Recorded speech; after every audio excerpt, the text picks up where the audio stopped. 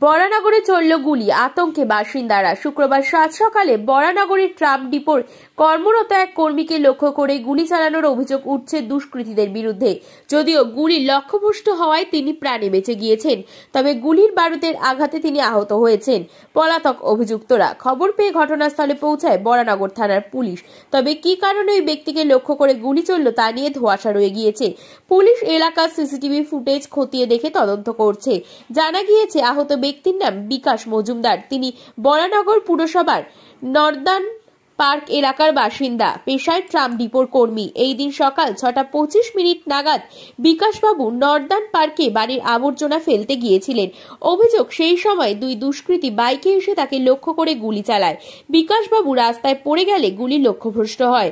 যদিও গুলির বারুদে তিনি আহত হয়েছেন। সূত্র বলছে, বাইকে আসা দুই যুবক গুলি চালিয়ে বেলঘরিয়া এক্সপ্রেসওয়ে ধরে চম্পট দেয়।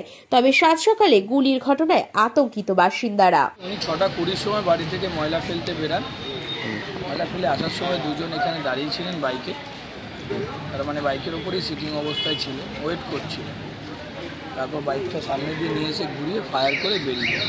উনি ফায়ার করে, সে ফায়ারের সাথে সাথে সে এবং হাত সামনে রেখে পড়ে যায় নিচে। তাহলে পরে গুলিটা মিস হয়, কিন্তু বারুদের যে ছাড়রা আছে তাতে হাত, মুখ, ফুক টোটালটাই ফোসকা পড়ে রক্ত জমা।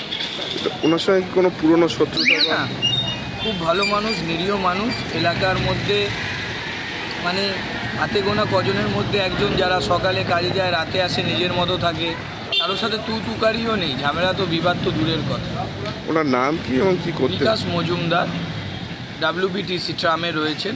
আমরাও অত্যন্ত চিন্তিত, কারণ বরানগর মানে শান্তিপ্রিয় মানুষেরা বাস করেন এখানে।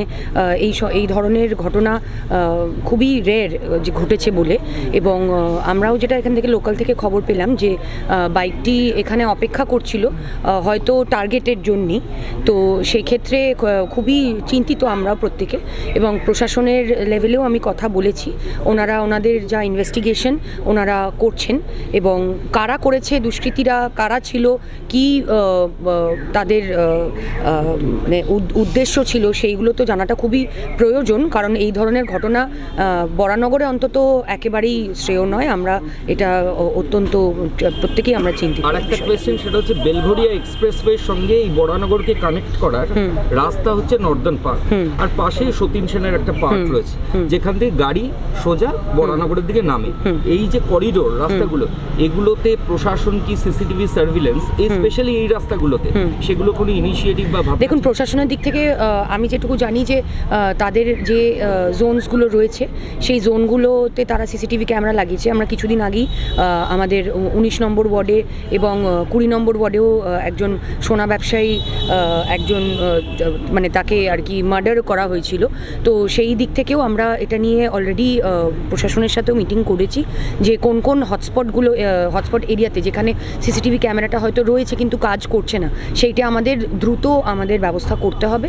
এবং যেভাবে হোক এই সিসিটিভি ক্যামেরা, এখানে কিছু ফুটেজ পেয়েছে, কিন্তু সেইগুলো পার্সোনাল বিল্ডিংয়ের সিসিটিভি ক্যামেরা থেকে ফুটেজ পেয়েছে, কিন্তু প্রশাসনের তরফ থেকেও এই জোনগুলোতে সিসিটিভি ক্যামেরা আমাদের লাগাতে হবে। আর ম্যাডাম, প্রচুর একটা কমপ্লেন আসছে যে আউটসাইডার্স মুভমেন্ট, সম্ভবত এখানেও যারা মিসক্রিয়েন্স ছিল তারা এলাকার নয়। হ্যাঁ, এবার এই যে সন্ধে হয়ে যাওয়ার পর বহিরাগতরা ভেতরে ঢোকে, পুলিশের যদি এখানে কোনো চেকিং বা নাকা হয়, এটা সেক্ষেত্রে আপনি রেকমেন্ড করেন? অফকোর্স, ডেফিনেটলি, অনেকে ভয় পায় যে ওরা তো কোনো স্বাভাবিক এটা, এবং এক্স্যাক্টলি, এবং এটা যেহেতু একটা মানে কি বলবো, এটা একটা কানেক্টিং পয়েন্ট বেলঘরিয়া এক্সপ্রেসওয়ে থেকে হটস্পট, এবং এখানে এটা তো একটা মানে রেসিডেন্সিয়াল এরিয়া। তো এখানে মানুষের মানে একটা তারা সেফটির জন্য এবং তাদের একটা মানসিক শান্তির জন্যও এখানে ডেফিনেটলি আমি এটাও প্রশাসনের সাথে কথা বলবো যাতে একটা পুলিশ চেক পয়েন্ট এখানটাতে করা হয়।